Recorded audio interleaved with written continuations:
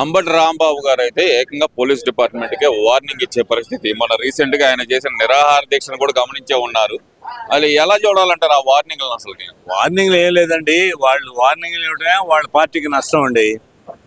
ఎందుకంటే ప్రజా జీవితంలో ఉండేవాళ్ళు ఎవరు కూడా పక్క మనిషిని కూడా ఏం మాట్లాడటానికి వీలు లేకుండా మాట్లాడాల. అట్లాంటిది పోలీసు వాళ్ళు మాట్లాడుతున్నారు, డిపార్ట్మెంట్లు మాట్లాడుతున్నారు, మేము వస్తే రపా రపా అంటున్నారు. అట్లాంటివి వస్తే మైనసే, వాళ్ళకి లాభం ఏం లేదు.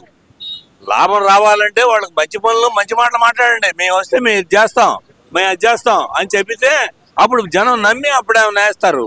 అంతేగాని మేము రాని, మేము వస్తే అట్లా చేస్తాం, మేము ఎట్లా చేస్తాం, వాళ్ళని ఏరి పట్టుకొస్తాం, బూస్టింగ్ చేస్తాం అంటే ఎట్లాగా అవుద్ది? అంటే ఇక్కడ పూర్తిగా అసలుకైతే చంద్రబాబు నాయుడు గారికి, లోకేష్ గారికి, పవన్ కళ్యాణ్ గారికి కూడా వార్నింగ్ ఇచ్చిన పరిస్థితి. కూటమి ప్రభుత్వం ఉంది కదా అని చెప్పి రెచ్చిపోయి మా ఇంటి మీద దాడి చేసిన వాళ్ళని ఇంతవరకు అరెస్ట్ చేయలేదు అంటూ మాట్లాడిన పరిస్థితి ఎలా చూడాలంటారు? అది 2 సంవత్సరాలు అయింది సార్ గవర్నమెంట్ వచ్చి, 2 సంవత్సరాల తర్వాత యాక్షన్ తీసుకుంటున్నారు. ఆయన అట్లా కాదు కదా, ఆయన వచ్చిన 6 నెలల నుంచో 9 నెలల నుంచో యాక్షన్ తీసుకున్నాడు కదా.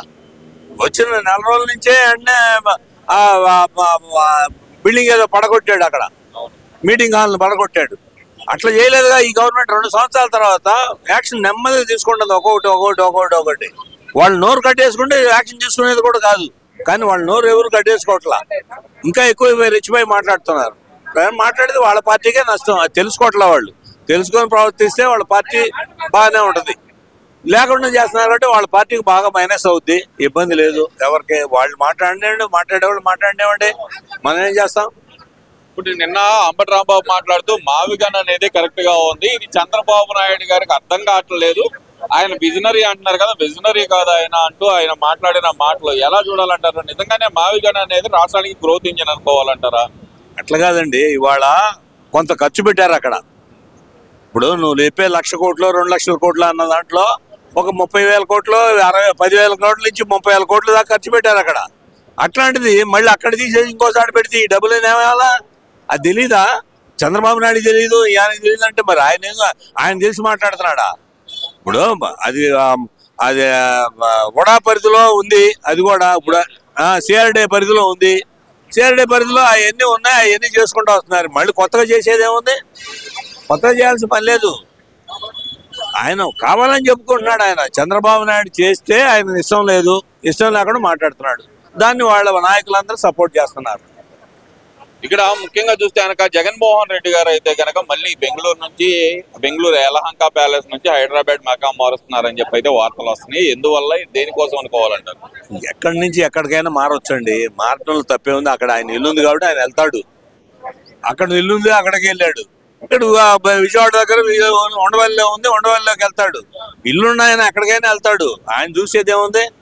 మనం చూసేది, ఆయన చేసేది అంటూ ఏముండదు. ఆయన మంచి పనులు చేస్తే జనం ఆలోచిస్తారు.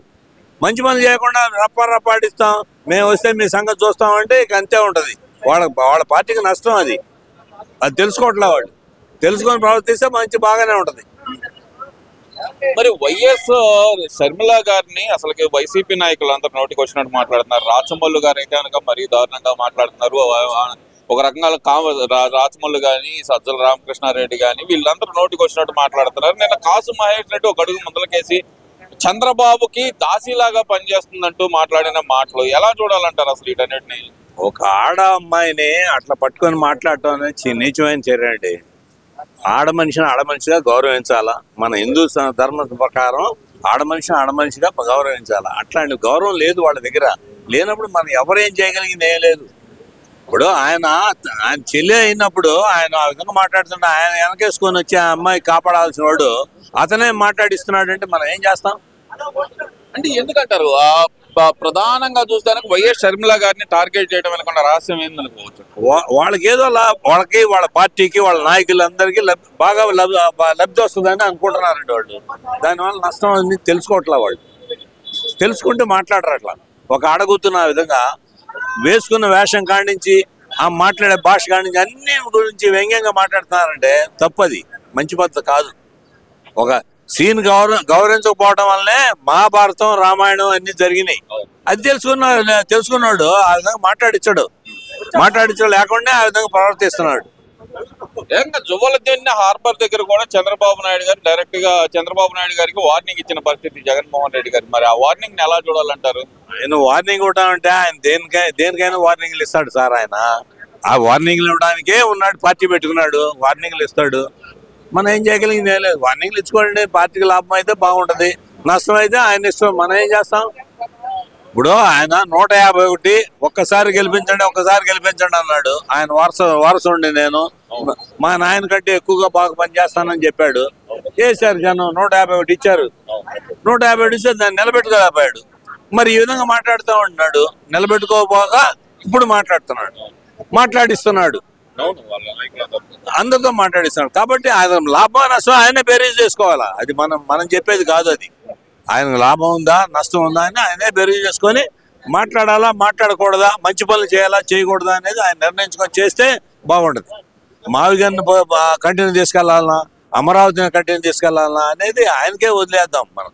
ఎందుకంటే ఒక చట్టం ఏర్పడింది అక్కడ అమరావతికి పార్లమెంట్ లో. చట్టాన్ని మారిస్తే మారిపోయే చట్టాలు అంటున్నారు కదండి. రమ్మనండి, ఆయన వచ్చిన తర్వాత మార్చుకోమనండి, తప్పే ఉంది. మనం వద్దన్నావా? ప్రజలు ఆమోదిస్తే ఆయన వస్తే ఆయన అప్పుడు మార్చుకోమని ఎవరు వద్దనగా. అప్పుడు ఆయన చేసినవన్నీ వద్దన్నారు జనం. వద్దండి చేయమంటే చేశాడా? వద్దంటే ఆగాడా?